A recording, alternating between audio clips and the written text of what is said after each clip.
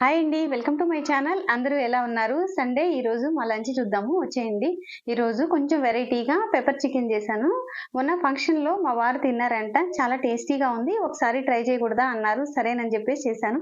ఎందుకైనా మంచిదని చేసేటప్పుడే డౌట్ వచ్చిందనమాట. పిల్లలు తినరేమోనని చెప్పేసి కొంచెం స్పైసీగా ఉంటుంది కదా అని చెప్పి వాళ్ళ కోసం సెపరేట్‌గా కొంచెం వేరుగా చేశాను. కానీ అయినా కూడా వాళ్ళు మేము కూడా పెప్పర్ చికెనే తింటాము. అదేదో స్వీట్ అన్నట్లు వాళ్ళు అనుకున్నారనమాట. పెప్పర్ చికెనే తింటామని చెప్పేసి అన్నారు. సరేనని ఒక ముక్క నోట్లో పెట్టుకున్నారనమాట. అమ్మో! స్పైసీ స్పైసీ అని ఇంకా అన్నం మధ్యలోనే వెళ్ళి ఇంకా కుల్ఫీ ఉంటే ఇంట్లో కుల్ఫీ చేశాను మొన్న. ఇంకా కుల్ఫీ తీసుకొని మధ్యలోనే కుల్ఫీ తింటున్నారు చూడండి. ఆ పెప్పర్ చికెన్ ఘాటుకి ఇదిగో కుల్ఫీ కూల్‌గా కుల్ఫీ తింటంటే చాలా బావుందని జెప్తున్నారు. ఇక సమ్మర్‌లో మనకి ఆడవాళ్ళకి కిచెన్‌లో ఉండి వంట చేయడం అంటే చాలా ఇబ్బందిగా ఉంటది కదా! మా ఇంట్లో అయితే చాలా వేడిగా ఉంటదండి.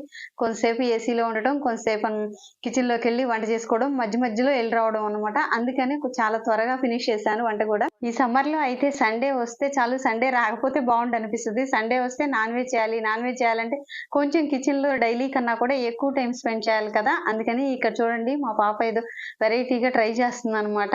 అది చిన్న చీమ తలకాయంత కొరుకుతా ఉంటదనమాట. ఒక ముక్క తీసుకొని వీళ్ళు పెద్దగా నాన్ వెజ్ ఏమి తినరు. కాకపోతే అడగటం అయితే మాత్రం కంపల్సరీగా అడుగుతారు. తీసుకురావాలి కూడా వాళ్ళ కోసం. ఈ సండే మీరేం చేసుకున్నారో కామెంట్ సెక్షన్‌లో కామెంట్ చేయండి. వీడియో నచ్చితే లైక్ చేయండి.